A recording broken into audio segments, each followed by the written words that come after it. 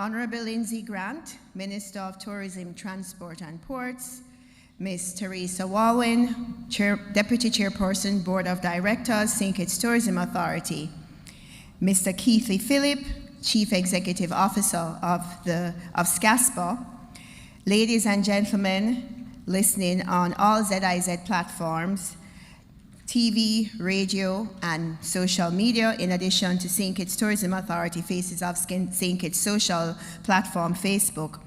My name is Raquel Brown, Chief Executive Officer for the St. Kitts Tourism Authority. Good morning. And season's greetings. We're finally close to the winter holiday season. Christmas is around the corner. We're now finally feeling the cool breeze and we're very excited. Today is a tremendous day for us. Minister is going to be giving a lot of updates as it speaks to significant changes, as some of you may be aware of already, as it relates to cruise, but also he will be also giving updates as it speaks to the requirements for operating in the new protocols as it speaks for cruise. He will also be giving an update as it speaks to stay-over tourism, and also outlook as it speaks to cruise tourism with the unscheduled update as it speaks to calls for January and February. The path today and over the last 11 months has not been an easy one for the Ministry of Tourism and St. Kitts Tourism Authority. We have worked hard and diligently with the task force and the Chief Medical Officer for us to achieve the past 6 weeks, the number of calls that Minister Grant will speak to, but also most importantly, the success. This week, we had 4 cruise calls at Port Zante. Specifically, on Tuesday, we had 3 celebrity ships and we had the flagship Celebrity Apex. This is a tremendous achievement for St. Kitts. Most importantly, we had 14 calls for this week, starting Sunday, ending on Saturday. This is no small achievement, and we really, really, really need to say thank you to Minister Grant and his team, because this is a tremendous success, and there are many destinations in the Caribbean that are not even getting 4 ships a week. At this time, I'm going to ask Minister Grant to give his update, and I would like to say it's a lot of information, but we will be sharing it post the press conference, but we would like you all to know that by the end of the winter season for April, as it speaks specifically for cruise, there are tremendous amount of progress, and we will have significant calls for the winter cruise season. Minister Grant, I now invite you.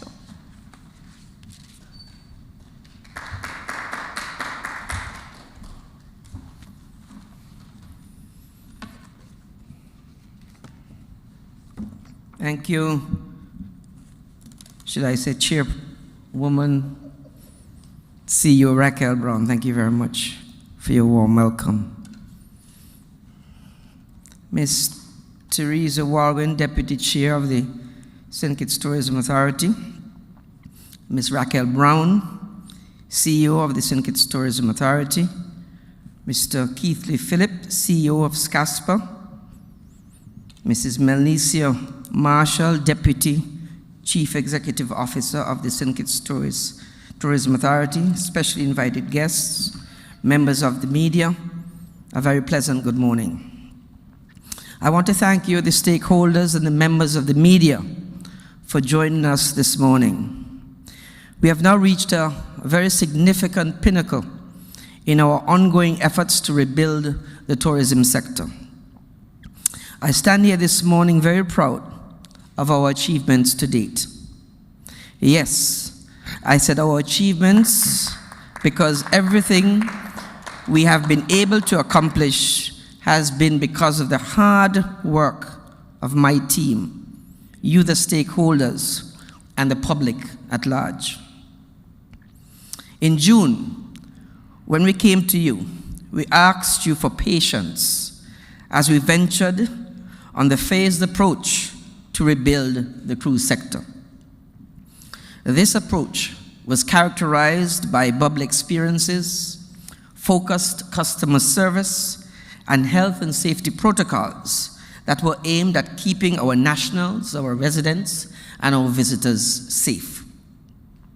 I am proud to once again report that to date, since we began this journey on the 22nd of July 2021, with the arrival of the Seabourn Odyssey, we have not had one single case of COVID-19 that can be contributed to the reopening of the cruise sector. In addition, the number of cruise ships to call to St. Kitts and Nevis by our cruise line partners who are importing out of the US, out of Europe, and the Caribbean have consistently increased.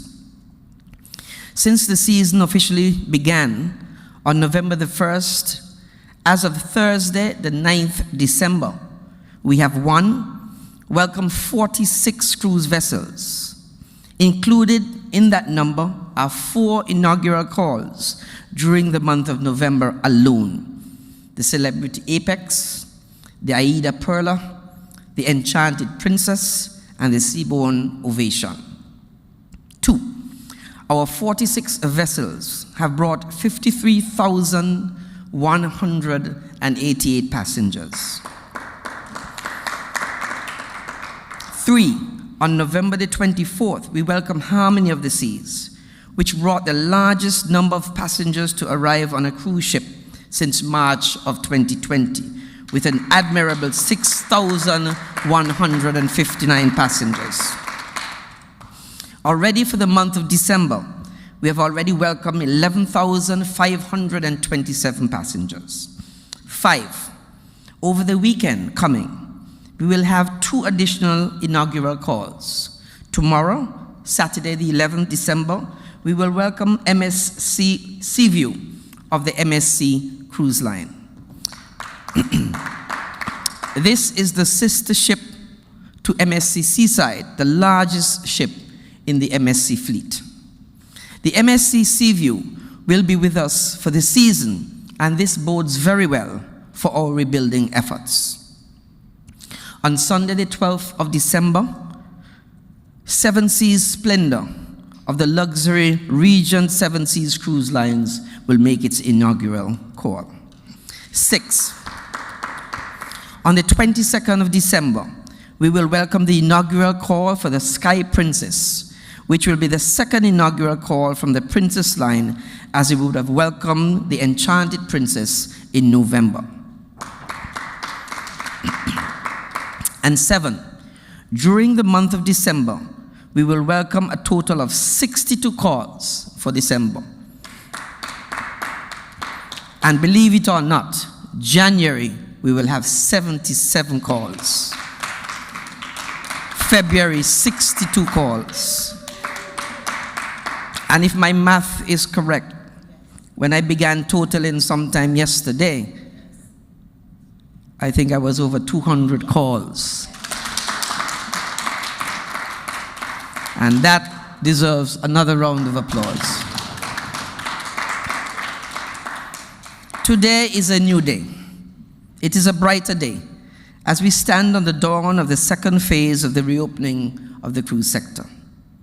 Our successes to date are certainly noteworthy and were plagued by their fair share of teething pains.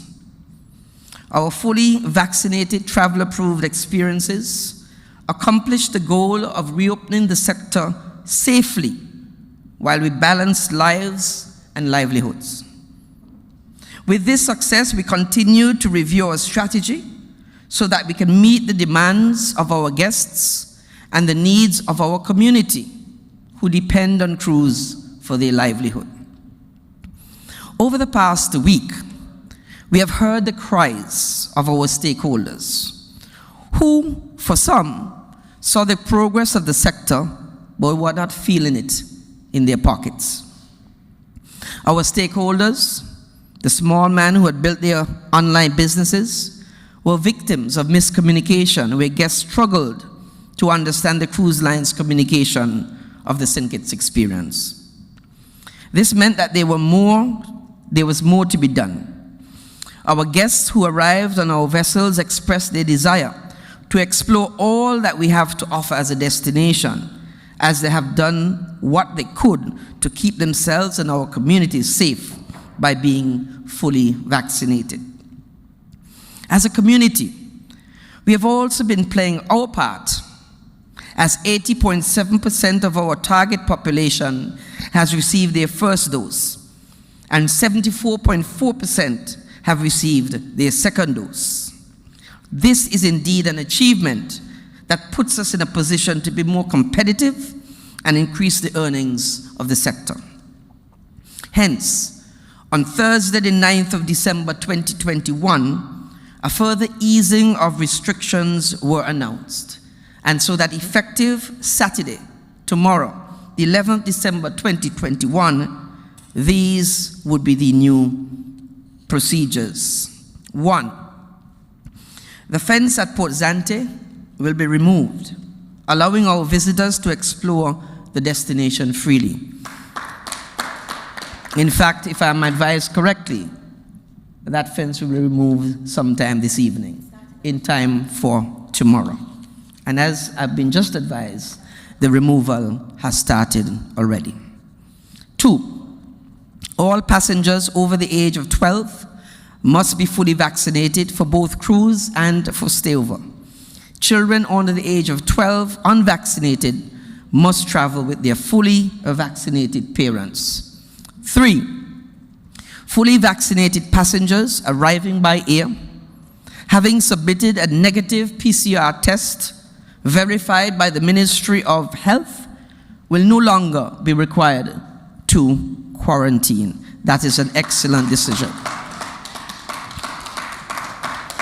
4, unvaccinated nationals and residents arriving at the RLB will be required to undergo 9 days of quarantine and submit a negative RT-PCR test before leaving quarantine. As a result of the above, there will be changes to the operation at the RLB International Airport and Port Zante.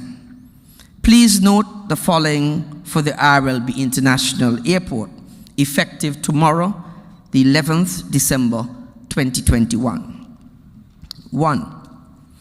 Only fully vaccinated travel-approved taxi and tour bus operators are permitted to operate at the RLB International Airport. Let me repeat that so we don't have any miscommunication. A taxi or tour operator who does not have the travel-approved seal issued by the St. Kitts Tourism Authority in conjunction with the Ministry of Tourism will not be eligible to enter the RLB and will not be eligible to enter Port Zante. Because I think there is already a feeling that because the fence have come down and there is no quarantine, it's a free-for-all. It is not. 2, destination management companies, hotels, and accommodations are permitted to arrange for their preferred certified travel-approved taxi or tour operator to transfer their guests from the RLB International Airport. Information on the preferred driver, including their vaccination status, must be submitted to the St. Kitts Tourism Authority prior to picking up guests at the airport. Once a driver's information is submitted and they are approved, they will not be required to submit the information for any future occasion. 3, fully vaccinated visitors who do not have arrangements with their place of accommodation or a destination management company will be required to take a certified travel-approved taxi or tour bus operator to their place of residence. 4, fully vaccinated returning nationals and residents can now have their friends and their family pick them up or use their private vehicles from the airport. 5, unvaccinated returning nationals and residents will be required to take a certified taxi or tour bus operator to their place of quarantine. 6, coaster vehicles are not permitted in the dispatching line at the RLB International Airport. Even with the easing of restrictions, I want to remind us that we still have a responsibility to keep our community safe. This will not be a free-for-all, especially for the operations at Port Zante. Please note the following for the operations relating to cruise and Port Zante. 1, only fully vaccinated travel and approved taxi operators will be permitted to operate at Port Zante during this second phase. 2, cruise visitors who are desirous of exploring the island on their own are permitted to rent a vehicle from an official car rental company. 3, there will be no soliciting at Port Zante. There will be no soliciting at Port Zante. It is still particularly important that we understand our product and our service offerings, that they add value to the guest experience and encourage safety. Taxi and tour operators are not permitted to stand at Port Zante with signs and call visitors. 4, retail operators are not permitted to have individuals standing on the common corridors calling visitors. 5, operators who are found soliciting will face disciplinary action by the security forces. 6, the 2 taxi associations and the taxi cooperative will collaborate with the team of the St. Kitts Tourism Authority to manage the dispatching system at Port Zante. 7, 1 president and 2 taxi liaisons will work with the St. Kitts Tourism Authority team to dispatch our passengers arriving at Port Zante. 8, to manage the traffic flow, only 5 taxis will be permitted in the dispatching zone, located at Port Zante Eastern Splash Zone at any given time. 9, we will have 2 dispatching lines, the rotation for the day and the free line. The rotation line will be based on the travel approved numbers assigned, and those individuals who do not receive a job in the rotation will roll over to the next ship day at Port Zante. The free line will be on a first come, first served basis and will not roll over to the next day.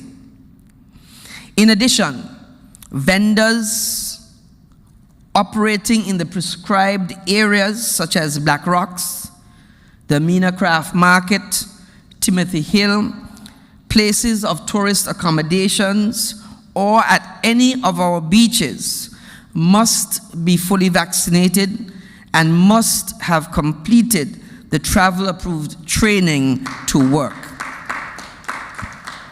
Individuals are considered fully vaccinated 2 weeks after a single dose in a 1-dose series, like the Johnson & Johnson, or the last dose in a series of 2-dose series for the Pfizer, Moderna, AstraZeneca, or the Sinopharm or the Sinovac.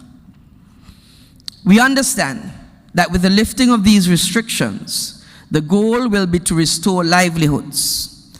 But I must caution us that Rome was not built in a day.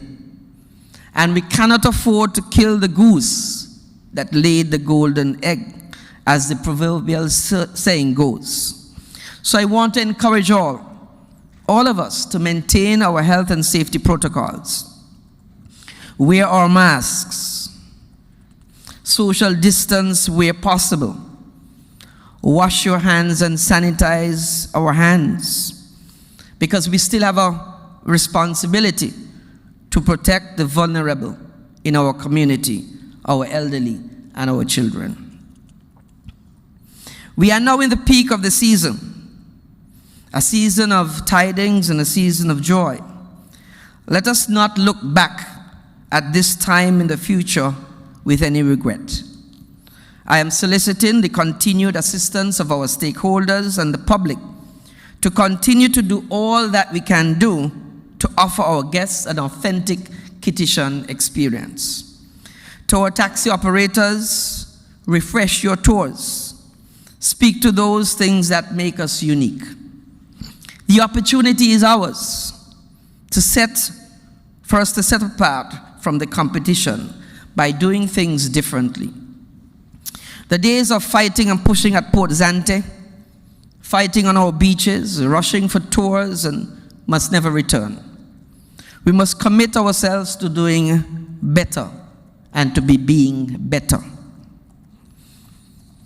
I want to take this opportunity to thank Ms. Raquel Brown, our Chief Executive Officer of the St. Kitts Tourism Authority, for her leadership of the team and her stellar contribution to the development of our sector over the past 8 years.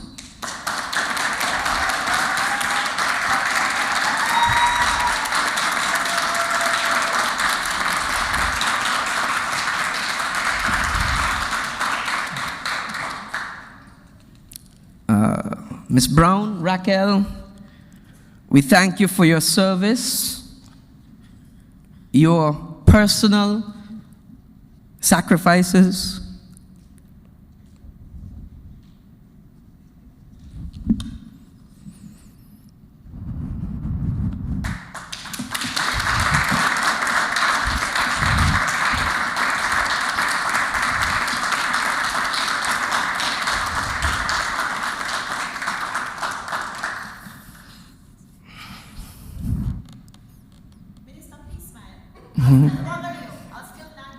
yeah. We want to wish you every good success in your future. I also want to welcome Mrs. Melissa Marshall to the post.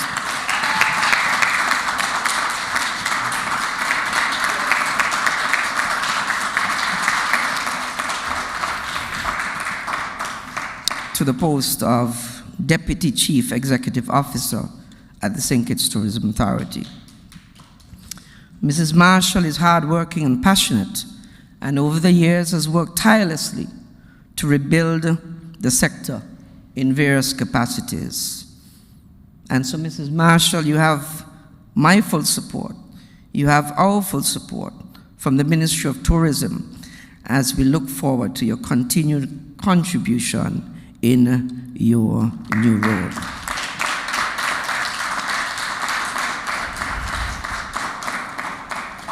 Today is a day of new possibilities, and so I implore you to do some self-reflection if you have not already done so, and let us work together to rebuild our sector in a sustainable and in a safe manner. I bid the warmest greetings for the season, and I will now take the questions from the media.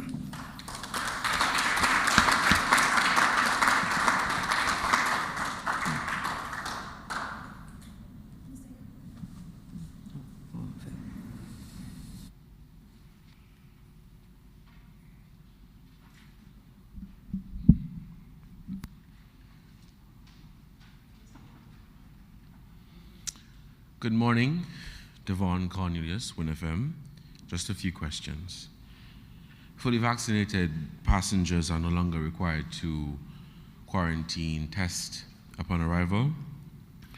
What is the volume of traffic the Ministry of Tourism is expecting for stayover visitors from this change in policy? Second question, what is the total cost for the works expected at the cruise pier? And what role will the initial contractors play in the additional costs?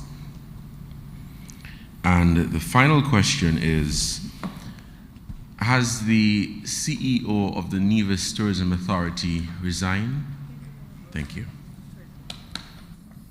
Well, let me answer the last question first.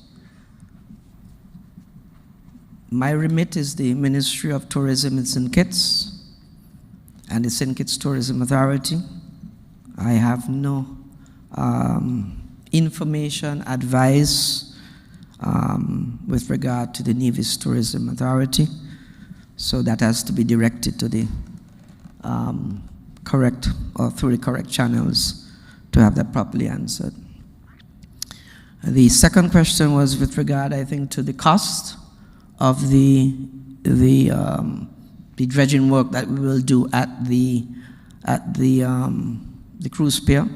I see my CEO of SCASPA here. I think he's more seized of that information, so if you can give that information, I'd be grateful. Okay, he has said that well, you come to the...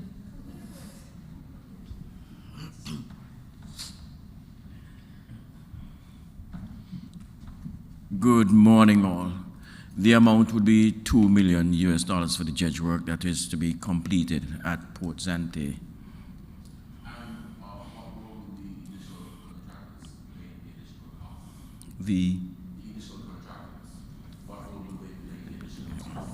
I think what you're asking is the contractors who were there initially. Okay, that is still, the jury is still out on that matter. We will do the works, and then, of course, it appears as though it will be a legal issue to recover our funds, etc. But we can't wait. The country cannot be kept back because of some egregious things by individuals. So we will proceed and seek to recover in the interests of the people of St. Kitts and Nevis. I think the first question was with regard to what numbers we expect for stayover visitors and how we are prepared to deal with that. CEO, can you please enlighten me?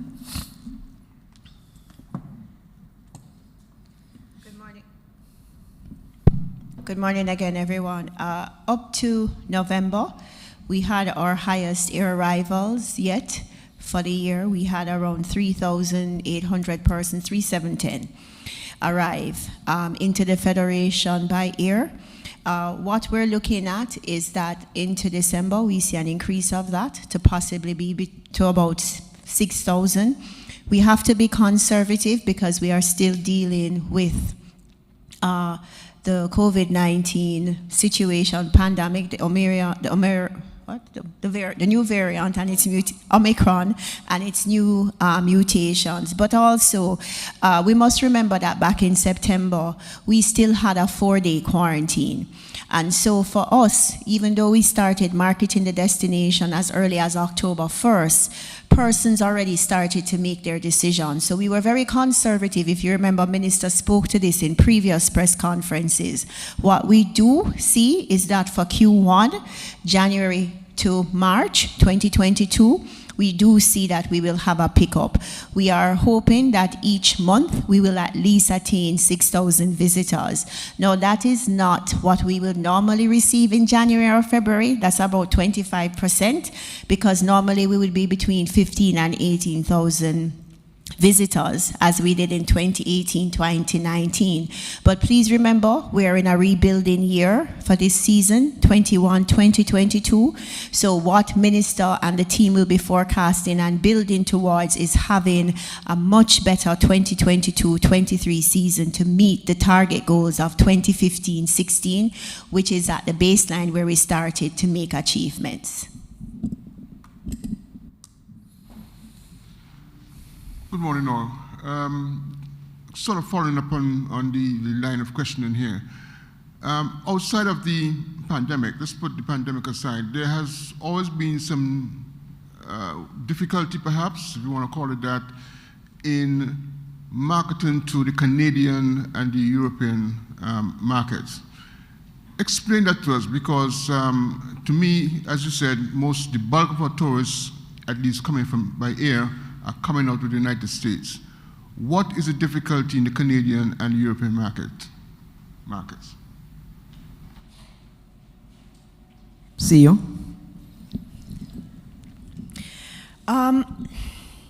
We're closer to the United States.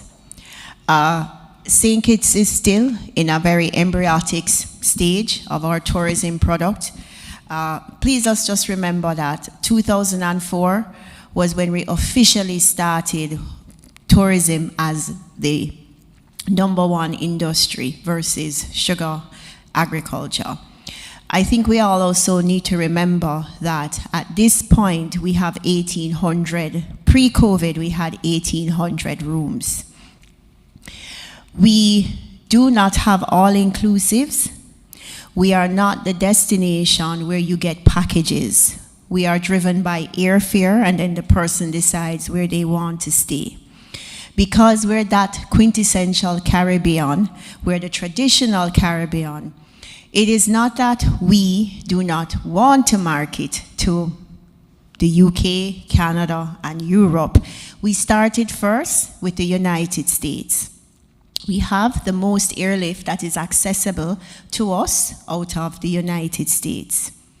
We must also remember that the Tourism Authority does not have a huge budget. The Tourism Authority has a budget, and we're responsible for carrying the risk for aircrafts and also the risks for marketing. If all of our budget was for marketing, yes, we could market much more in Europe, in the UK, and in Canada. But for every plane that basically has come here in the last since about 2004, when American Airlines started, we must remember that we are carrying the risk. It has gotten better. We don't have to carry the risk for the daily flight anymore. For American Airlines, Minister, you forgot to make that announcement. He doesn't like to, I don't know what happened to him. So we don't pay for the MRG anymore for the daily flight. Woo! So that has provided us the opportunity to look at, have more cash to market. But at the same time, we do have to have a marketing fund for Canada and for the BA flight. So what that does, it does not allow us to also have other marketing money because we have to secure the flight. So we're very limited in our marketing funds. If we had the opportunity to have around 8 million EC dollars just for air outside of our budget, we would be able to focus on that. But what the Tourism Authority always has to do is to secure the flights, do what we can with the marketing funds that we have that go first to the US, because they're our main market. If something is left over, which it rarely is, we use it for the US, then Canada and the UK. You may notice that in 2020, we did have our second flight from Canada. It came, I think it was Tuesdays and Saturdays, but then COVID came. We were able to do that because we were building out Canada. We have to start from scratch again. It's not going to happen overnight. And you may remember that the flight was supposed to start November 7th, then it went to December 5th. That is because Canada is a very big all-inclusive market.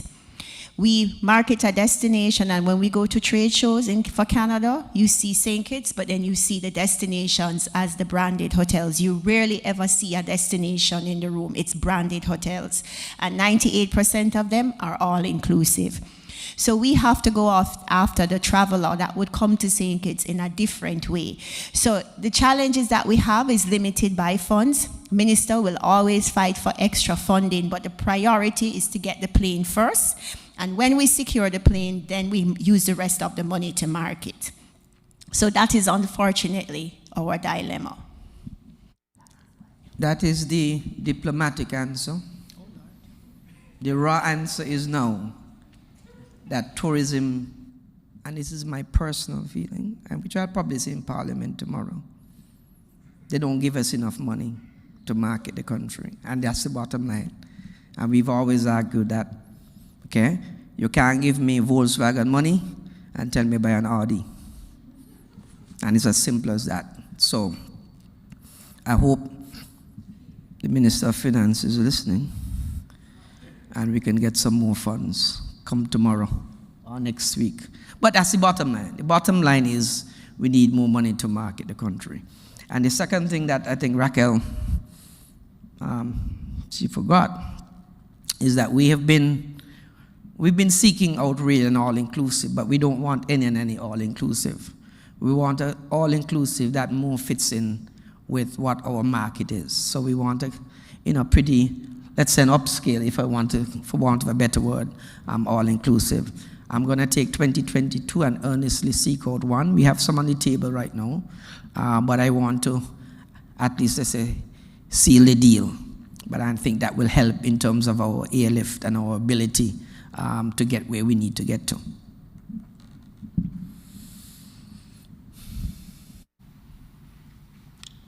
Good morning, Germany Abel, SKN Vibes. A couple of questions, Minister. I want to start off where we left on the flight capacity and all of that. What's the Ministry and the Tourism Authority's approach to the European market at this point in time, taking into account the Omicron variant of the COVID-19 virus? Just for clarification's sake, will the screening measure remain at RLB for someone who's going to pick up, let's say Mr. Abel is going to pick up someone who's coming into the country? Will the screening measure still be in place for that? And also, I think, I'm not sure if this has been mentioned, whether or not by Tourism Authority or the health officials. If someone who is, or let's say a tourist, who is not staying at a destination, but is coming, let's just say, with a friend or someone, what's the approach for someone in that case? Because I'm not sure that has been mentioned, and the question is being asked, if let's say an American is coming to stay by someone in St. Kitts, how is that being dealt with locally? And my final question has to do with, has the Ministry of Tourism Authority engaged the stakeholders, the taxi associations on some of the changes that are being made, and what's the feedback being with regards to the changes that are coming into place beginning Saturday?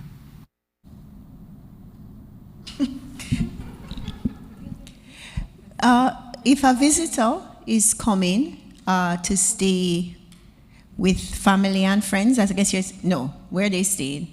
Well, because the questions the comments have always been about Mike.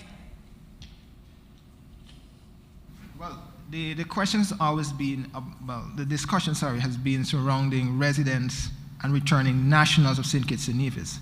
But the question out there is, what if someone who's not a resident or deemed a resident or a national of St. Kitts and Nevis is coming into the country, but they're not staying at a hotel specifically or a resort? I'm not sure that has been So they're staying at addressed. a villa, condo, guest house, they're private residents. They land and they go because you no longer have 24-hour quarantine. They're So I just think that's free. They're free. They're free.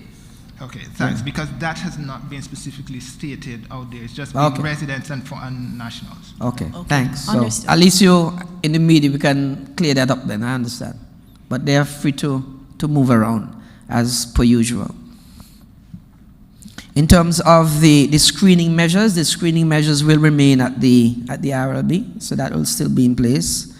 And in terms of the European aspect, I think I'll ask the CEO to deal with that. At this point in 2019, let me just take you back pre-COVID, we were looking at the German market. And why specifically? Because we have quite a few cruises that come here. TUI, AIDA, those brands specifically bring a lot of Germans, and we were building our brand in the German market, and we thought it would be a good way to transition to stay over. And we were looking at a specific tour operator to work with at CHTA. However, 2019 came and we were still working through, because Condor Airlines that flies to Antigua in the season, one, they don't do double drops like BA, so that was not an option. And we still did not have the capacity that we felt we could bring in or stay over with a full plane. we were still reviewing a stay-over operator because how you market in the UK is a little different in Germany. Because also now, up to 2019, there was still the transition of the UK from the European Union. Now it has completely changed. They're on their own. So we will be looking at it, the Tourism Authority. But I'd like to remind us to be cautious. We have to start with our lowest hanging fruit first, and that is the US market, the Canadian market, and the UK market. Why? We have those planes and they're not yet coming at 80% capacity. When that happens, then the Tourism Authority and Minister Grant can look at how we can then look at other source markets. We do not have the strength of cash, as Minister said, to diversify very quickly. No, we don't want to have all our eggs in one basket, but we have to work with the funding that we have for us to turn the needle. So it's not that we're not going to look at Europe, but we have to be realistic. To bring a new plane in here on average costs $1 million US. And that we don't have right now to build a market.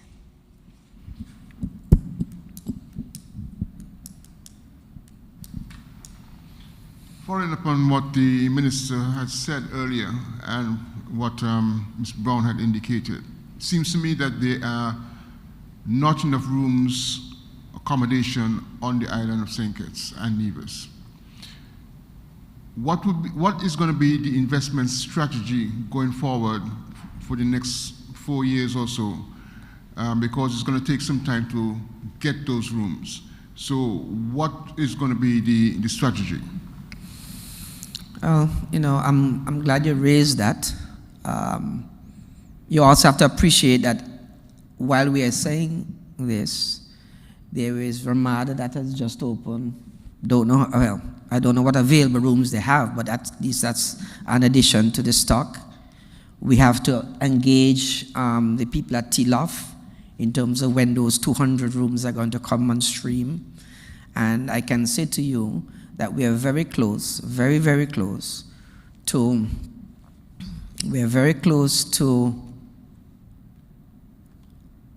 let me say, getting at least 2 more hotels out of the ground over the next, I would say, 18 months. We're very close to it. And those, again, will add to the room stock. And the type of hotels I understand there will augur well for us also. So although we're painting the fact that we don't have enough rooms, we are hopefully optimistic that in the very near future, there will be a realization of some new hotels which will increase the room stock. That much I can say. And I just want everyone to remember when we had 1,800 rooms, we had 2 flights from Miami, 10 days a week. We had 3 flights out of New York. We had American Airlines JFK. We had Delta JFK. We had Newark JFK. We had Dallas in the summer, out of Dallas Fort Worth. We had Air Canada that was twice weekly. We had BA that was weekly. We had Atlanta and Charlotte. So with 1,800 rooms and getting very close to 150,000 in terms of air arrivals, we were there. So even though we are with our room stock now, we can still achieve that 150,000 goal for air arrivals. What Minister is speaking about is the future in terms of having additional economic trickle down, and that is what is extremely important for stayover. And we must also remember, unlike other countries where their cruise spend is under $100 US, St. Kitts spend up to 2018, when they did the last BRIA economic study for cruise, our spend was $135 per day, per passenger. For stayover for St. Kitts, it's $154. So when you look at it, you can understand that cruise and stayover, the demographic and the spend is very similar. They're spending outside of the hotel. So Minister is working hard to get those other hotels, but please understand the 1,800 rooms that we had got us close to that 150,000.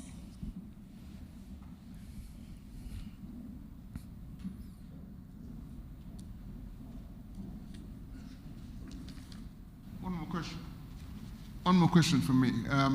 Can you comment on the collaboration that takes place between the St. Kitts Tourism Authority and the Nevis Tourism Authority? It seems to me that we can get more if we work together rather than separately. But it seems that, to me, outside, it looks as if we're all doing our own thing. Okay. Let me first say, the Nevis market is significantly different from the St. Kitts market. That's the first thing you have to remember. That is why it's difficult probably for us even to market together, because their visitor is a more discerning, let's say, quaint person of somebody who would want a plantation style hotel, that sort of visitor, and the Four Seasons visitor. Yeah, it's a bit of a conundrum sometimes. I would say, however, since I began since I've been placed in this position 6 years ago, we've come significantly closer in terms of a relationship with Nevis Tourism Authority and the Ministry of Tourism in Nevis. As a matter of fact, we have gone on tours of duty more than once together as a team to market St. Kitts and Nevis together. And we have always said that being together is better because you're getting two for the price of one. So we're getting there. It's just that over the last 2 years, COVID has really derailed a number of things, a number of initiatives, For example, where we are today is like we're starting over with Stovers, we're starting back again with Cruise. It's like this is the new playbook. So we are going to get there. So I don't want you to walk away from this room with the understanding or the feeling that we don't collaborate and we don't work together. We have an excellent working relationship.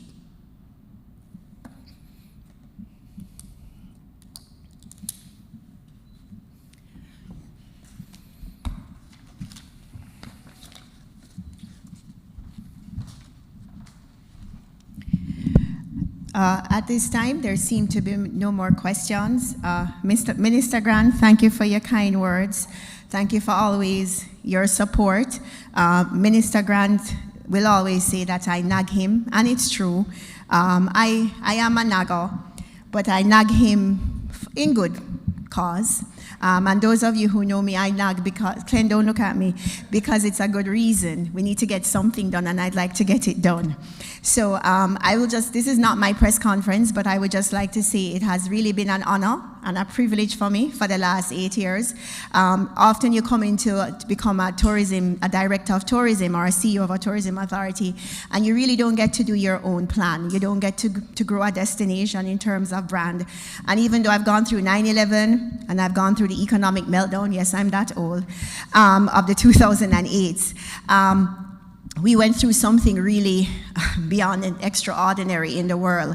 And I was quite proud that Minister Grant always was with Melnesia and myself, leading the charge, no matter what time of night it was or how early morning it was, to speak to cruise lines for us to have the achievements that we speak about that happened for November, happening in December, January, and February. I leave Minister in the good hands of my old team. They're tremendous to work for. I leave you with Kristen, who is a nagger. She will hug you. And I leave you with Melnesia, who gently hugs you, and then she'll get upset with you when you're not listening to her. So I just want to say thank you all. I'm going to take some rest, spend some time with my family, and then I'll come. And those of you who know I have a Lola, my right side, my left side, my cat from Jamaica, will be leaving in January. So thank you all. Minister will continue to have his press conferences. He will not have one for the remainder of the year. He will have one in early January to give you an update. So at this time, I wish you all a blessed Christmas and a safe holiday. Thank you.